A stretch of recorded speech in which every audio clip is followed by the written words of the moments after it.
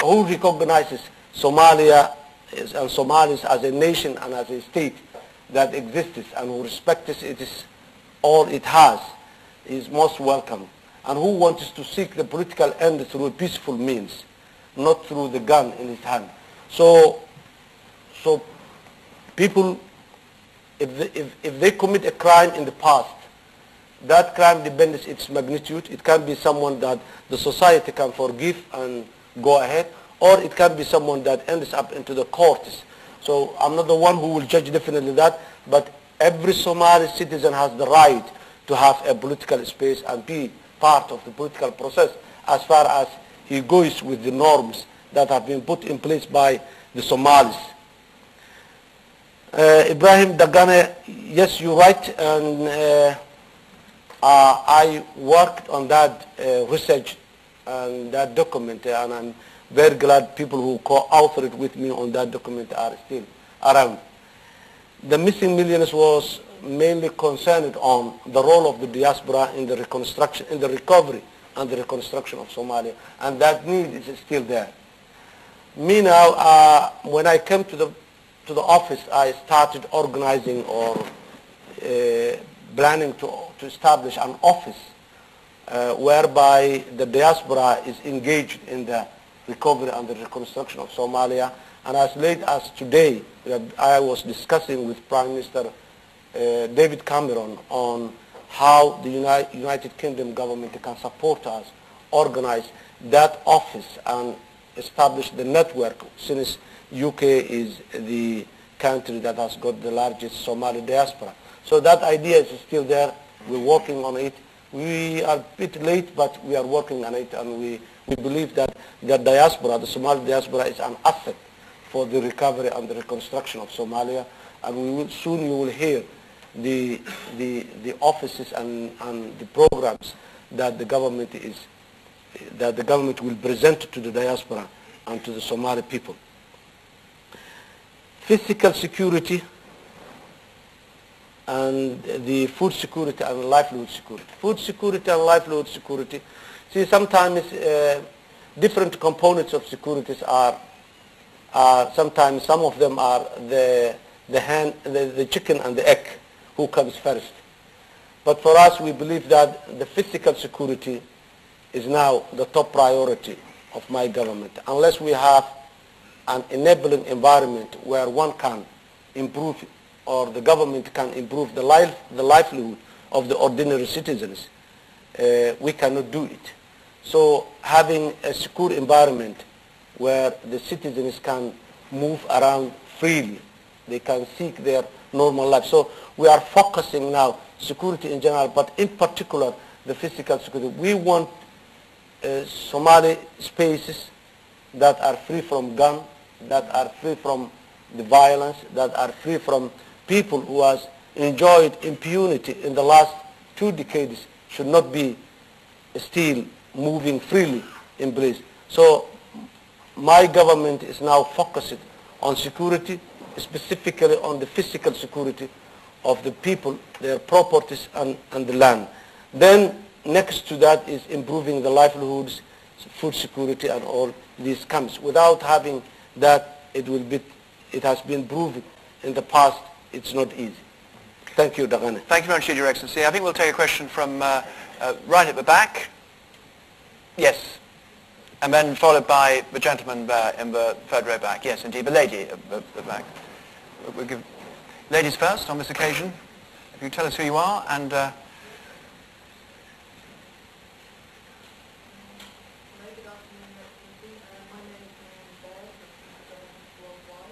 Your name? Name. I think the mic is probably just needs a tweak. Is that better? That's better. Naomi Baird from World Concern. Concern Worldwide. Concern Worldwide. Naomi Baird. Thank you very much.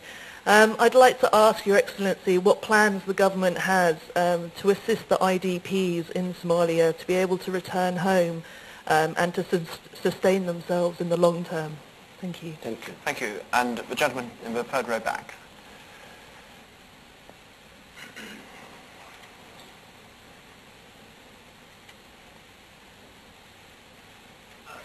Thank you, President. Welcome to London. My name is Hassan.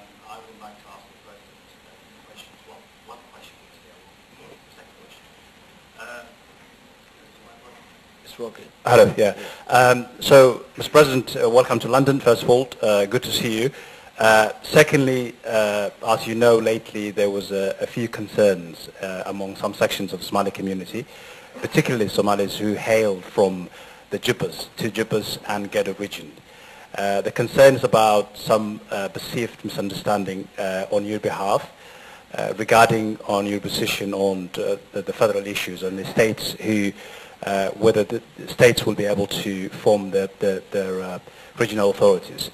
I think you're on record saying that you know the Madaxweynaha and Bai region can form their own state governments, whereas the Jubbas we will decide who is going to be the regional authorities. Again, you've retracted that statement and you've clarified exactly what you meant. I don't doubt personally that your integrity as a president, but do you claim this on your team, especially people who sit on your communication team, for not articulating your position as a president, not being a president for one section of the community, but president for the entire country? And would you claim that? Secondly, what is your position for people who demonstrate against you in Minnesota and outside London? Now you can see a few people who are demonstrating against you. What is your position vis-a-vis to Jubaland issue? Thank you. Thank you very much, Steve. We've got two questions, Yes. Your Excellency. Yes. Nelly, the issue of the IDBs or the returnees in general, we have 1 million registered refugees in the neighboring countries of Somalia. And estimations also indicate that there are around 500,000 non-registered refugees in the same neighboring countries, whereby either they live with the support given by the diaspora or by doing some bitty trade in those areas so that they can maintain their livelihood. And inside Somalia, we have more than 500,000 people who are IDBs within the country at different parts. So all together, we have around 2 million people who are not in their home right now.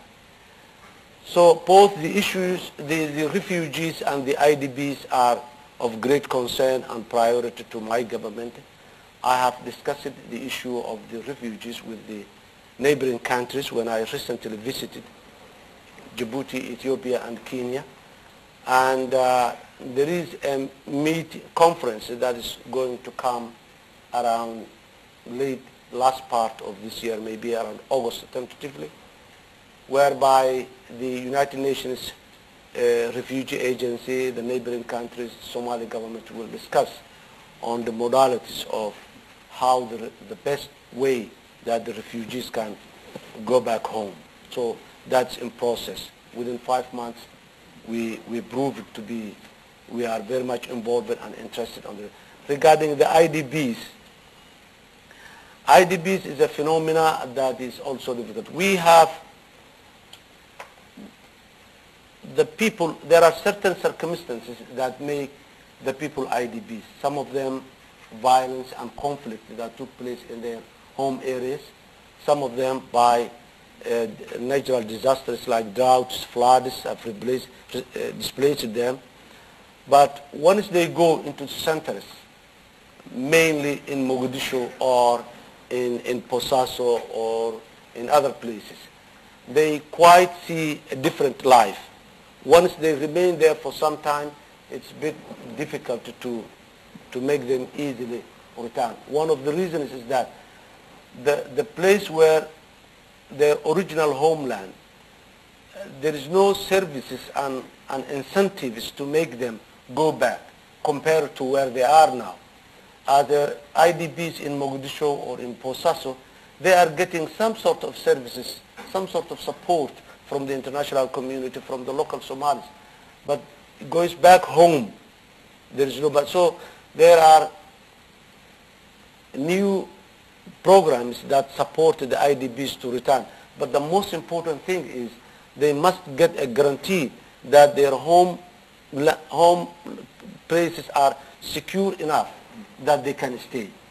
And then provide them sort of support like restocking their life, giving them seeds for farm. These are But the most important, even the international community and the aid organizations are ready to provide this support of restocking livestock or providing seeds for and a handout of food for the next 3 months. But most of them, they don't have the confidence that they can have a security in their own places. So that's why, again, another major factor that makes the security a top priority, physical security as a top priority area. Although the world is ready to support, many Somali organizations and Somali people are ready to support these people to go back home, but they cannot go back home because at least there is a real threat in their homeland, or they don't have the confidence. They don't have state institutions that guarantee their security in those places. So this is the challenge. Having physical security is very important. Having local governance structures that guarantee the safety and security of the people and their property. So the IDP issue is complex that. Now my government has been working on the last couple of months that we were in office to address those root causes that make people remain IDPs in the urban centers. Addressing the issue of security, coordinating international effort and local efforts for the support of these IDPs. So we're working on that, and the early we succeed on that, the better. So that's the case. Thank you. Noor Hassan, I have said a number of times, and I would like to say again, there is no one time. What I said when I was in Madaxweynaha is recorded. This is a modern world in the 21st century, which we are using very sophisticated technology. What I said in Madaxweynaha is recorded. Visually and audially, it's recorded. It's there. I never said Madaxweynaha and Baydhabo people will make their own administrations, and for Kismayo we will make. No, I never said that, and that's not true. I would like to bring back that, and I have publicly said in advance. What I said, the government of Somalia today, there is only one and only one plan that the government is trying to implement, and that plan is for 22 years. And in the last 12 years, there was a transitional government in place. The governance system or the government will never went outside Mogadishu. Remain it inside Mogadishu, and sometimes small corner of in Mogadishu even. This is the only time that there is a comprehensive plan in place where a new governance structures will be established in the peripheries at district level and regional level and federal state level. Yes, there is a political understanding that Somalia to be a federal, and the constitution mandates my government to federate the country. Specifically, the constitution says 2 or more regions that get together freely or independently can form a federal state. The constitution never said that 2 or more clans can get together to form a federal state. Now, by saying 2 or more regions, that makes a precondition that a region must be there. There must be an entity called region, and another entity called region get together, negotiate, and form a federal state. That's one issue which we don't have now in place. We have no regional administrations in place. That's one. The second thing is Somalia got its independence in 1960 and was having a functioning state up until 1990, 30 years.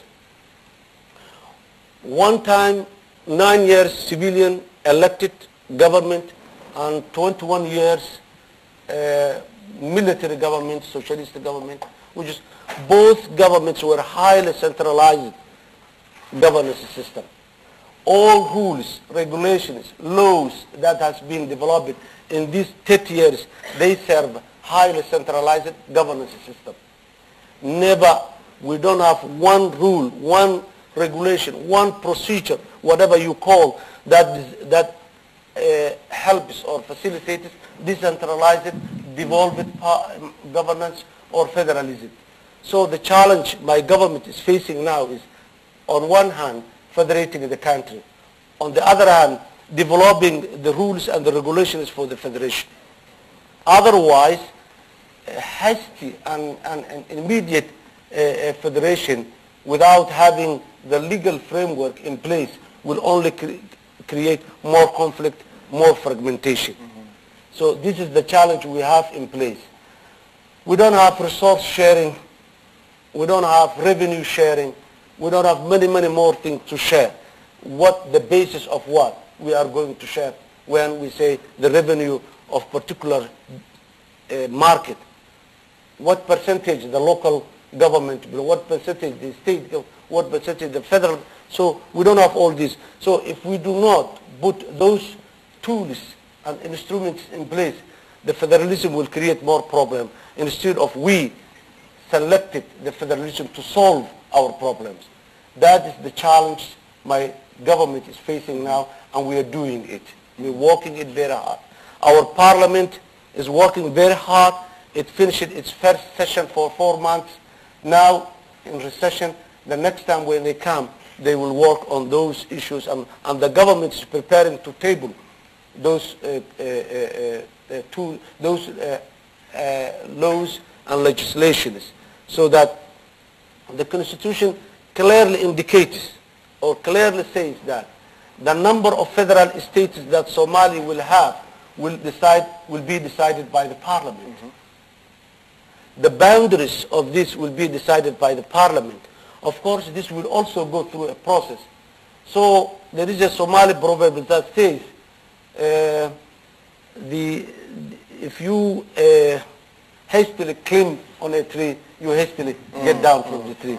So we wanted to use processes, put in place the right tools, the right instruments, so that the steps we take, we will never relapse back into conflict or into chaos. Thank you very much. And regarding the Juba issue, Juba is among the many regions of Somalia. We have only one policy, whether it's Juba or Bai or Bakol or Hiran or etc. All Somalia, the constitution indicates that there are 18 regions in Somalia. So all these 18 regions for us, they have equal value, particularly those who are in the south central Somalia, where my government is now more focused on administration building. We don't have any concerns. Regarding me, I'm the president of Somalia, and I sworn in front of the Somali people that I am their president and I will represent their interest. So all of Somalis, I'm not a president for a particular clan, I'm not a president for a particular region, I'm a president for Somalia, and I'm standing for that. Thank you. Your Excellency, thank you very much indeed. I think that was it was a full response, but I think it was a very, very important one, because, and it links in with the IDPs, because we want these people to come back, but they need to come back into towns that are going to be well administered. They will come back if they believe there's hope for the future. And what you've just spelled out, I think building this up block by block is incredibly important. And I think you explained that very well. Someone's caught my eye near that roving mic at the back there, and then we'll take the gentleman who's been waiting a long time there. So the gentleman at the back with his hand up. Well, if you, we'll take three together. If you go first, okay. And the gentleman in the corner. No, if you go first, please. Is that working now? Is everybody hear me now? Good. First, I would like to congratulate that Herr Bellingham taking as a chairing this Chatham House, who Somali intellectuals and other perspectives, including international community. And we particularly thank you because of your depth of knowledge when you was running as a Minister for Africa in FCO. And I think particularly we meet in your office more than 3 times. I hope that last time we met was when I was chairing as a Somali Diaspora UK and other African delegate, and talking about you, the possibility that the African government taking how UK government and them working together towards Africa. And I wanted to say that His Excellency Hassan Sheikh Mohamud, that I want to say one thing to international community and the rest of anybody who's in this room, Somalia are very being grateful to elected a president that will never be a part of the problem of the last 2 decades in Somalia, but they choose to be a president who trying to be fixing the system of the Somalia. So he never be part of the problem. He will be part of the solution of Somalia, finding in a way to fix our institutions. And I think many of us, we left in our country 2 decades ago, and the reason we left here, bring our children here, he was behind and look after our community, children, and he was head of UNICEF.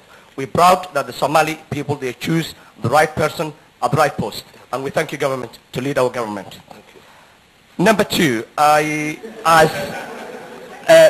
the first number question is, I'd like to ask is that I think the reason I am a little bit going up and down is we as a Somali, we've been very proud to have you. But I think my question particularly is that I, as a chair of Somali Diaspora UK, we have made, after you become a legitimate elected president, we have made and sit down so many community Somali in London. 500,000 Somali community are living in United Kingdom. I have sit down with them, each one of them, and we have decided that we can get a possibility that the Somali intellectual, that they can go and contribute to back home in Somalia. So now our office have a database of 395 people, Somali intellectual, who are many of them medical doctors and nursing.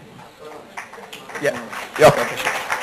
Okay, I'll ask you. So we have 395 people who are medical doctors, many of them, they are they're engineers, and they wanted to help to take part of constructions in our government. So can you please confirm to us that whether those who are willing to go back and take their skills to back home, whether you can provide an hospitality, I mean their accommodations, and they're willing to work with your government for 3 months for absolutely the best of them. So that's my question to you. Thank you very much. Thank you very much indeed. That was, thank you for the work you've done on behalf of the Somali diaspora. Gentleman in the corner in the blue tie.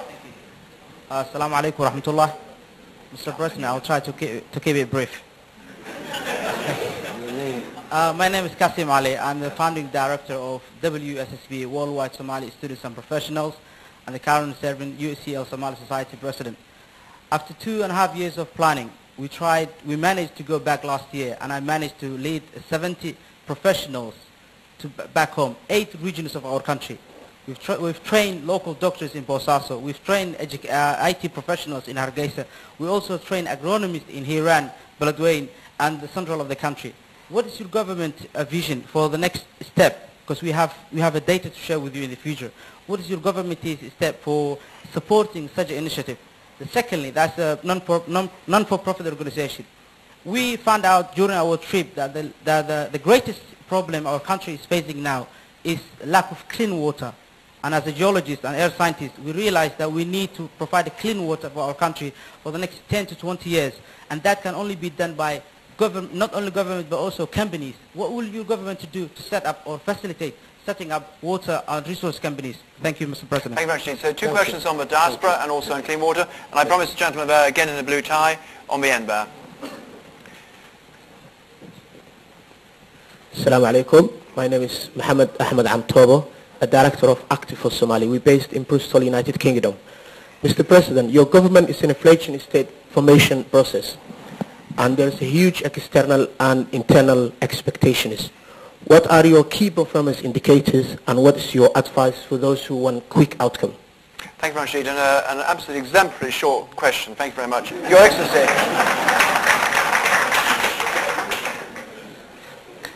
Thank you, gentlemen. First of all, I would like to one point that Noor Hassan's question, last one, which I missed to say about the people demonstrating outside. And the same as he rightly said was true when I was in Minnesota. I'm very pleased, really, because in the past when we differ, one used to go and get back and hold on his AK-47 and start shooting. Now it's one going to get a board and say, no, I disagree with you. I think that's the most welcome, and I do appreciate it. We have differences. There's no point. I'm not an angel. I'm not claiming that I'm always right or my government is always right. So these people, they have all the right to express their views, what they see, provided that they are not misled, they are misguided, or they are not be able. And I'm willing and be more than happy if I can sit with them, talk to them, explain to them, do my best to explain to them their concerns and the way I see it. I'm sure many of them we never met before. So if I get this opportunity to do that, I will do that. So that's that. Coming back to my brother, who I missed his name, Muhammad Elmi. Thank you, Muhammad, for the kind words you said to me. Thank you very much. For the 395 technocrats that are ready to do, the government has planned a process whereby we want the state building project to be a project that is owned and participated by all Somalis. So we're taking closely. Soon, next month, let me go back. We established priority areas. There is a document called the Beginning of New Foundations, based on 6-pillar policy that has been published by my government. On that priority 6-pillar areas, there is a priorities of the priorities with 3 areas: security, judiciary reform, public finance management reform. Now, next month, the Minister of Justice has planned a conference in Mogadishu whereby 150 people, Somalis mostly, from the diaspora and from inside Somalia, will be meeting and discussing on the review of the judiciary system of Somalia. The government will present the proposed review of the judiciary system to those 150 Somali experts, legal experts, religious scholars, traditional elders, sociologists and economists, and different groups. So that will be the beginning of the first reform in the judiciary system. So this is not the only one incident, but there are a set of such a deliberation that will take place in Mogadishu. The government of Somalia is not rich, we have no money. One of the things that we wanted to engage the diaspora is for financial, to support financially to government programs and projects. So what we can offer is, we can accommodate that number of people for few days that they are meeting. For 5 days, 1 week of a conference, yes, we can accommodate, we can afford that. But for complete engagement, someone who wants to contribute and remain in Somalia for a couple of years, today the government cannot afford. Maybe tomorrow we can. And for someone before asked me about the MEDA, Quest MEDA. That's very good project. They are bringing back people to Somalia to work. But it has one inherent problem. That is someone who has been taken from London and taken to Beledweyne or Posaso or Galkayo or Kismayo, wherever, and given a contract of 1 year and is being paid by certain amount of money. When that 1 year ends, no more money for that expert. And the Somali government either cannot afford to pay that amount of money, or the Somali government does not control the area where he is working. So the guy has no other option other than to come back to London and then stay here until he gets. So that off and on process was the problem that the Quest Media projects mainly were having. So this is a time we are talking about people to voluntarily come back, try to establish their own way of life in Somalia, and that the government will, we are offering salaries to the government employees or the government staff, but that salaries will never help someone who got a mortgage in Minnesota or a bank loan here in London. That will not help. So this is the challenge we are having now, but this is most welcome. As of now, Mogadishu, if any one of you have been there in Mogadishu, the place is completely changing. It's not changing, it's transforming. New hotels emerged, new restaurants, new supermarkets in Mogadishu, all of them, new buildings. Many of these small businesses have been invested by diaspora people. So the role of diaspora is already there, but still we need more, we need to engage them more.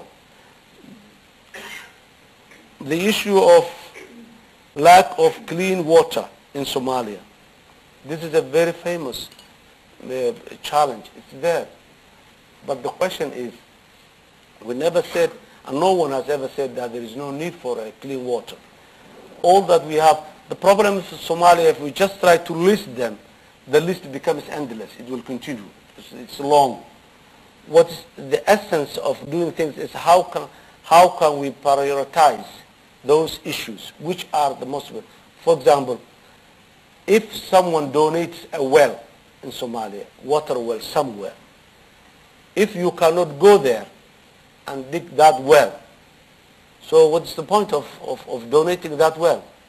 We need to create a conducive environment where clean water can be provided by the government. As of now, we have planned it and it's already in place. We already have funds for that,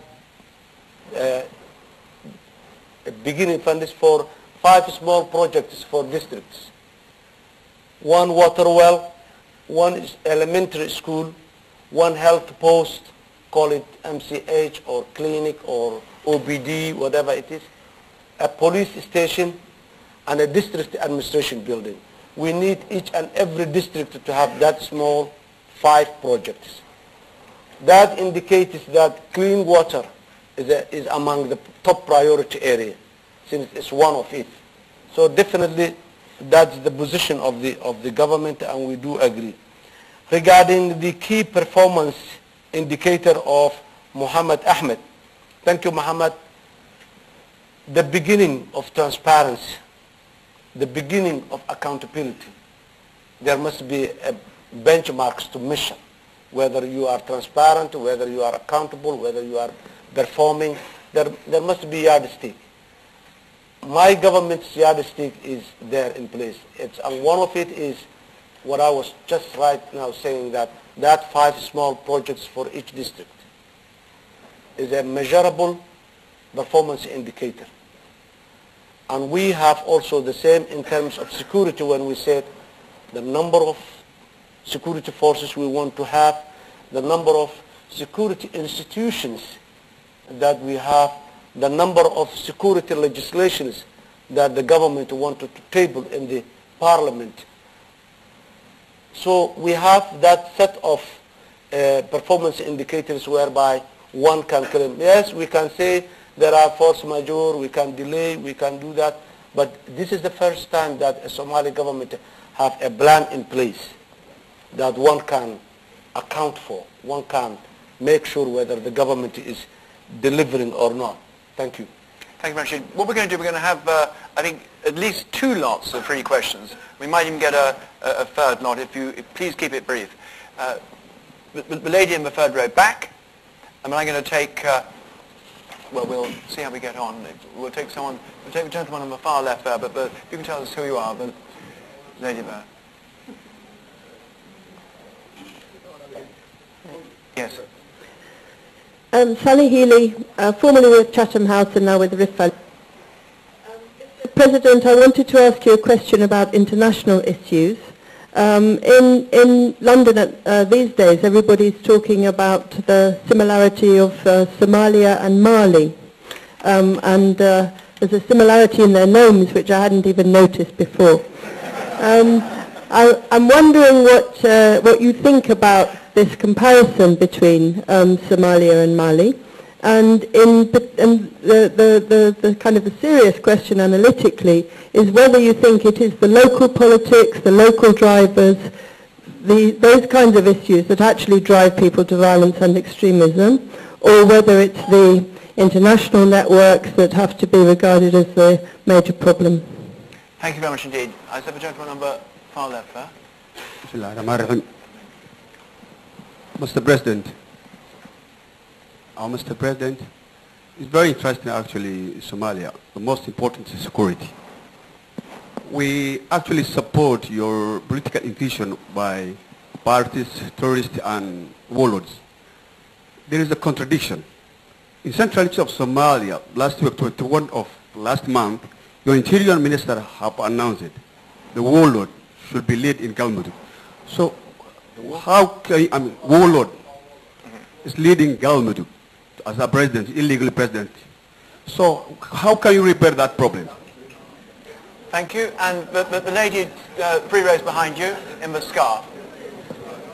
Hello.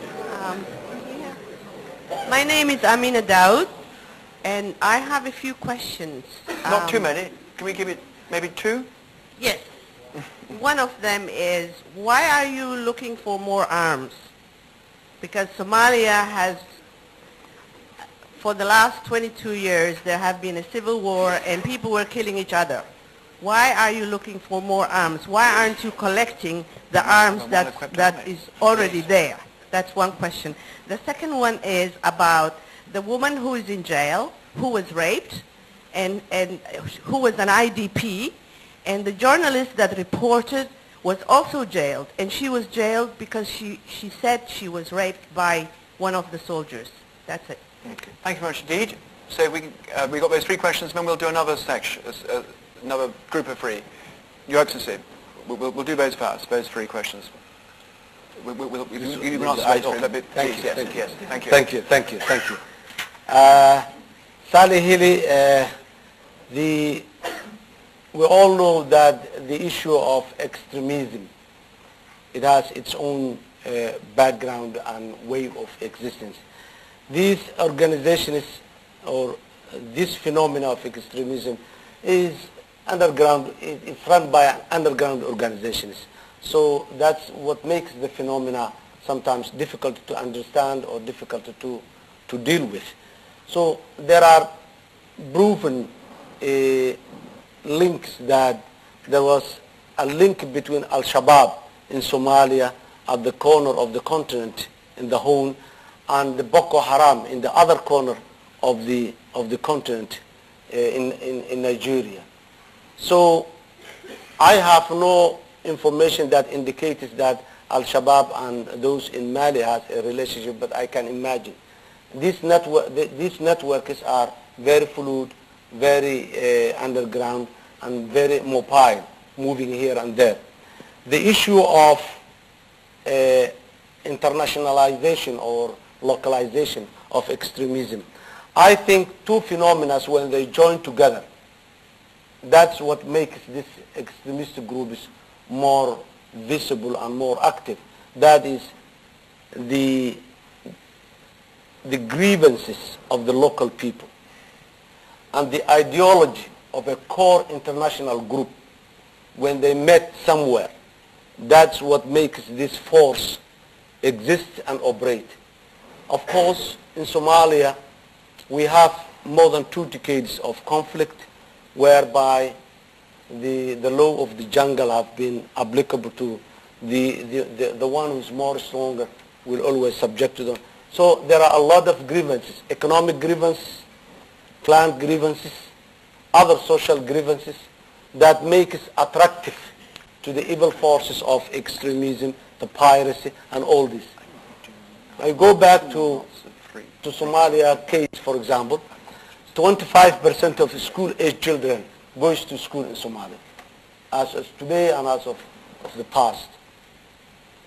75% of the school-age children, they play in the ground. Now imagine a boy who was 5 years old when the Somali state collapsed in 1990. Today he's 27. Most probably he got kids. And he cannot afford to buy some food for his kids. He has no the tool for the life in his hands. He's not skilled. If you get a chance even to work, you don't know what, he has no skills to work for. He don't know where to go. He remains in the village where he has been for the past 27 years or so. So that guy is easily vulnerable to be recruited by Al-Shabaab. So the 75% of school-age children which didn't get opportunity to go to school. What we are seeing is the beginning of that timed bomb. And that's the forces in Shabab, the forces in the pirates. Shabab, we know the root causes that. So these are the people who, and those who have been subjected to bigger forces, bigger clans, bigger groups, who were so frustrated and who need sometimes compelled to have that sense or that sense of taking revenge over the perpetrators. So this extremist group this is an element whereby they recruit people looking after that social grievances. When the ideology come, this extremism ideology come into Somalia, the first things they look was this vulnerable, this grievances, social grievances that exist, and they recruit. So the mix, the local grievances, social grievances of the local people, and imported extremist ideology from somewhere, when they marry each other. That's the one we have, Shabab, Boko Haram, whatever that's comes. So that's the case. It's not purely international, it's not purely local. That's what drives the forces that works for the extremism. I lost the name of the brother from there. Hassan. Good, Hassan. Hassan, the case of in the post-conflict environment, we do not agree the history. The hero of someone is the warlord of another. We have known world warlords whereby the international has branded them as the warlords, but still some constituencies, they are the heroes who defended their people, the heroes who defended the prestige of the clan, and so on. So having someone to give that name sometimes is not an easy matter. The process of extending the governance system all over Somalia has nothing to do with what is existing in the ground. If the definition of warlord is someone that has got a militia, then we have a countless number of warlords in Somalia. And my government, we have no choice but to deal with them. We don't want to address everything with the barrel of the gun, use the gun, violence against violence.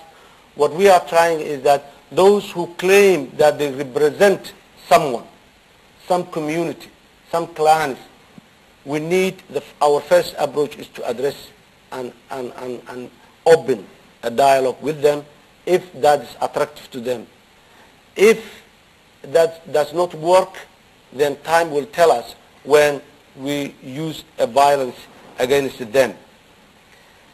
So Amina, I said, why you looking for more arms, more weapons? Amina, we are not looking for more weapons and more arms.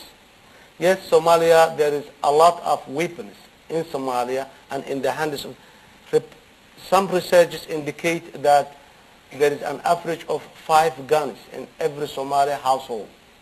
Sorry, 3 guns. 3 guns in every Somali household. That means maybe some of the homes we have 10 guns, some of the house we don't have guns at all, but when you make it a sort of average, that's what some people suggest. We have plenty of them, but we have the experience in Somalia. Every group who organize themselves, whatever name they use, religious name, clan name, any other name, and who says that we make security on the outside the framework of a state, it never delivered that security. It only added more problem to the problem that was existing. The case of the warlords, the case of the Islamic courts, the case of any other group that got the gun. So this is a time we're talking about a state, the legitimate coercion of a legitimate state. What we want is that a weapon that's controlled by certain rules and regulations. I don't think that we have a scarcity of weapons here in London. But the whole issue depends on the hands that are holding that weapon. And this is a time we are thinking that very legitimate, very responsible hands should keep the weapons with us. And we are looking security forces, professional, disciplined, clear command and control, so managed and supervised by civilian authorities. This is what we are looking. We are not looking malicious. We are not looking to establish guns with unknown people. The women case, many of the friends sitting in front of me, they know me personally. And I have a very clear track record of the past. I'm more than 55 years old. So I have a record at least of 30, 35 years, what I was doing in my life in Mogadishu, and particularly in the last 22 years. So I'm hoping that my sister Amina is not doubting that I am someone who is in favor of violence whatsoever, and in whatever manner it comes, let alone the violence against women. And my position of human rights and women are very clear. But the question is here. There is a case in the court. And what we all have been advocating for long years was the rule of law to flourish in Somalia. What we have been advocating, what I've been advocating when I was an active civil society member was an independent judiciary system, independent from the politicians and the interference of the politicians. Today, when the case was raised, particularly this unique case, you know, Somalia at this situation, we have a long list of cases pending for the court, waiting courts. The capacity of our courts, the investigative capacity of our police forces, all we can understand. So there is a long list of cases that are waiting to go into the court. For this one, when the case was raised, all I did was to ask, this case has to be, it has to be moved fast into the court. And within reasonable time, the police take the file, put it into the court. What I know is that 3 times the United Nations had hired 2 lawyers for the victims. What I know is that 3 times these lawyers, they requested the postponement of the court just to build their case, which is very, very legitimate and argument, legal and legitimate argument. So the case is in the court. We are waiting the results. If we are satisfied with the results, we are okay. If we are not satisfied with the results, then there is another legal instruments that we can use again. So the minimum thing that I can do is just wait and have a trust on the judiciary system. I am not in a position to interfere a case pending in the court. What David Cameron can do, a case in a court here in London, or Her Majesty, what she can do. I don't want to improve or to facilitate that culture of politicians interfering with the judiciary system. Even if our judiciary system is weak or have some weaknesses, we wait and we let us have little patience, and soon we will have results. Thank you. Well, thank you very much to Your Excellency. I'm going to use my chairman's prerogative and have 4 final questions, because we are overrunning. And I know some people have been incredibly patient. But there was someone who did catch my eye a moment ago, the gentleman there near the door. And I'm going to take the lady in the 5th row back. Yes. Gentleman there? Yes. And if we have short, sharp questions, I'll be very grateful, because His Excellency has been incredibly patient. I'll make it quick. I was watching the programme on Universal TV yesterday night, and it was the first time I heard the 4.5 system. Mic? Check the mic. It's on, isn't it? Yeah. Yeah. I was watching yesterday's program on Universal TV when you said the 4.5 system is not part of the Constitution, and that was the good news. But I have a question, and I congratulate you, the new cabinet ministers, where you've looked at 5 main different tribes in Somalia. But what about the parliament? Why is it still 4.5? Thank you very much indeed. The lady who is in the 5th row back. Thank you very much. My name is Agnes. I work for London Africa Media Network. My question is, what is your government doing to strengthen relations with the neighboring countries, particularly Kenya? Strengthening relations with Kenya. Neighboring countries, yes, indeed. And the gentleman in the row, 2nd row back. And then the next one is the gentleman behind him. Yes.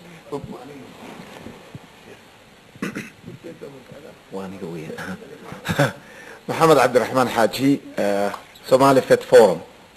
I first of all would like to congratulate you, Your Excellency, for being elected as a president. Thank you. My question is, as we know, the education system that's flourishing now in Mogadishu and other parts of Somalia is paid by the students. Is it possible, and is there a plan that you have which will provide freely the education, the 75% that you have just mentioned, respecting especially in low-income groups? Thank you. Thank you very much indeed. And the gentleman immediately behind.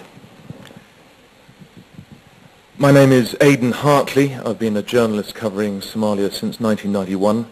I wanted to ask what the role of foreign private investment is in the reconstruction of Somalia. Is it too early for FDI to take place at this stage? Is it a process that you want to be led by the diaspora? I recognized this in a recent film I did about Ahmed Jama, who runs the village restaurant in Mogadishu, the master chef of Mogadishu. An extraordinary story of entrepreneurial spirit that has sustained the Somali people over the last 20 years of conflagration and anarchy.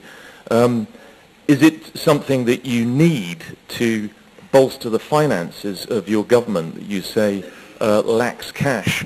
And surely when people recognize the next big thing in the world is Africa's economic rise, that you should be looking at private investment rather than aid, which has been in so many cases damaging to Somalia's history. Thank you very much indeed. And if anyone hasn't seen the film, the Master Chef of Mogadishu, I do recommend it. I'm going to have one final question for a lady who caught my eye ages ago, and I've been trying to bring her in.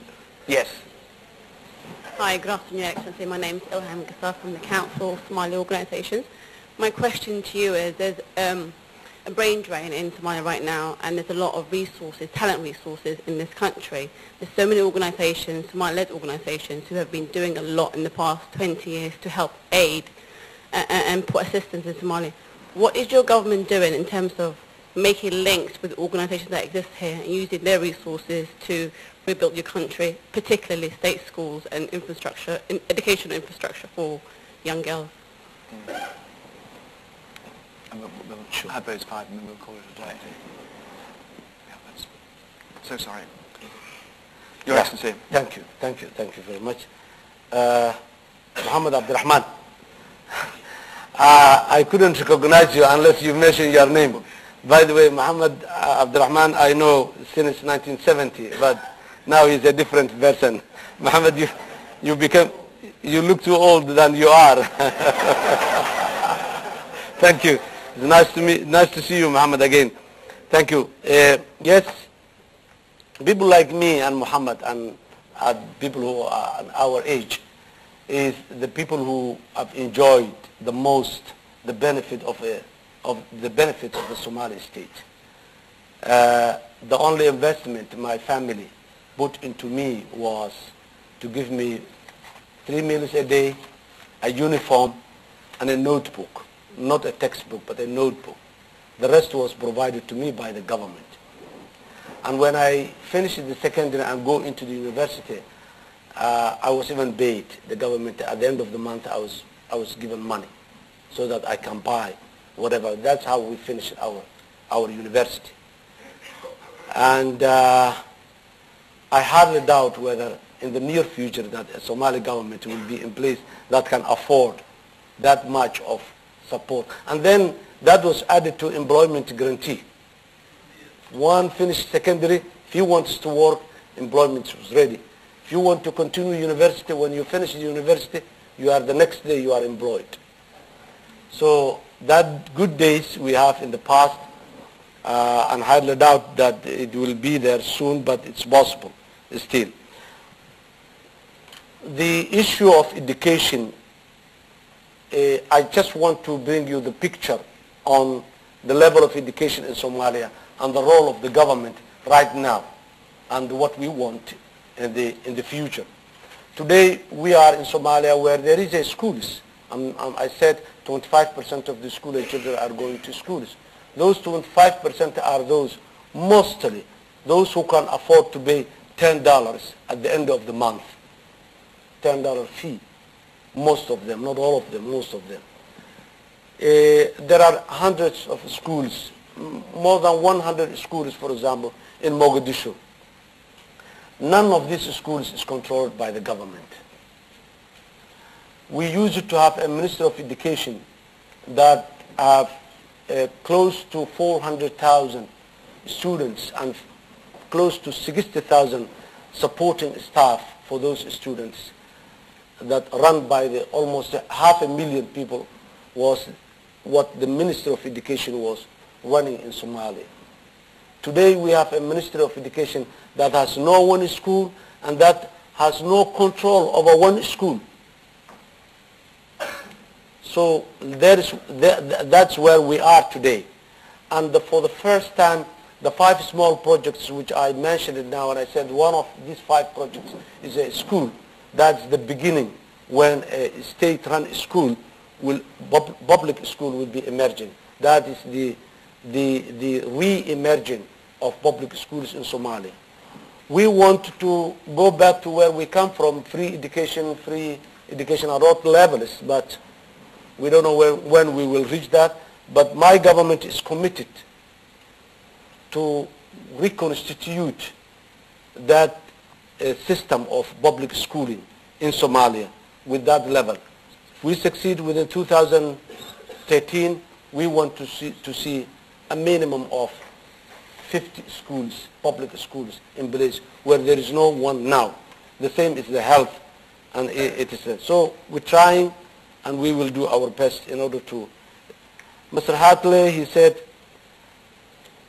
the foreign investment is a priority area, and when our parliament get back to the business in March, early March, one of those bills that the government is going to table is the investment law of Somalia.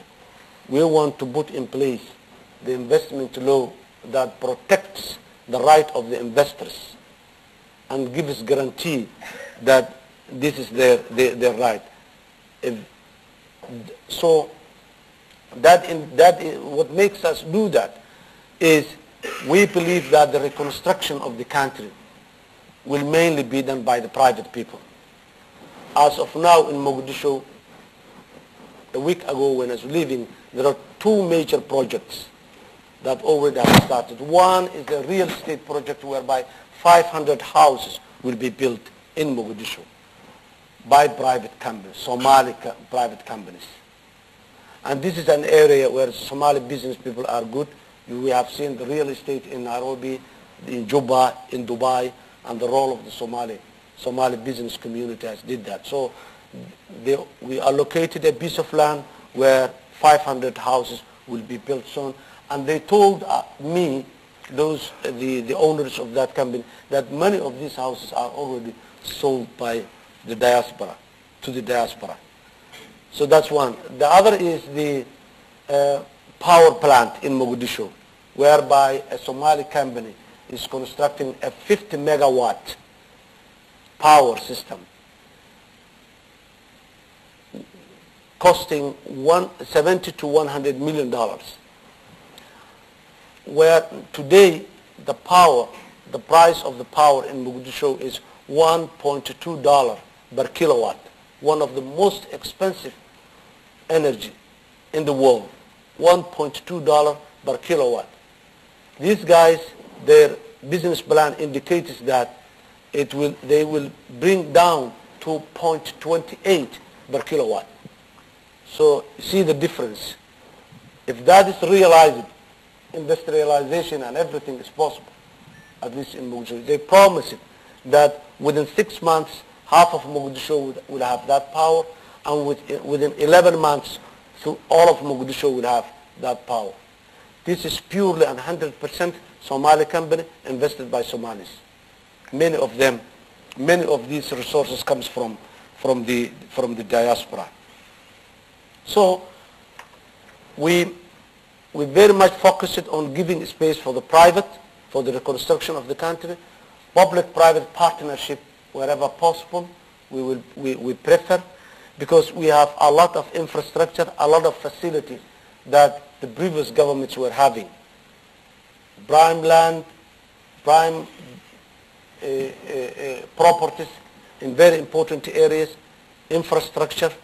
We're looking all to give a bigger space the private sector, including outsourcing many of the government services, whether it's the airport facility, port facility, free zone, establishment of free zone area in Mogadishu and in many parts of Somalia in the future. So we are relying on the private for the reconstruction of the country, and we see it as an opportunity, having a very dynamic and vibrant diaspora. The example that you have taken, Ahmad, is absolutely very good one. But there are a number of Ahmads in Mogadishu today. Thank you. Well, Your Excellency, once again, a very, very big thank you. And I do apologize that I couldn't call a lot of people who wanted to ask questions. Thank you for your questions. They were very full. They were excellent questions. And you gave many candid, very honest answers, Your Excellency. I've always been a glass half full person. And when I came to look at the Somalia brief, I spent times being pessimistic. But all I can say is I'm more optimistic now than I've ever been before. I think you've got so many God-given advantages over other countries. You've got a thriving diaspora, you've got the most extraordinary natural resources, and you've got something else. You've got determination among your people to make a success for the future, and I think that does stand you in very good stead. Thank you again, Your Excellency. Thank you. Thank you. Thank you, guys. Thank you very much.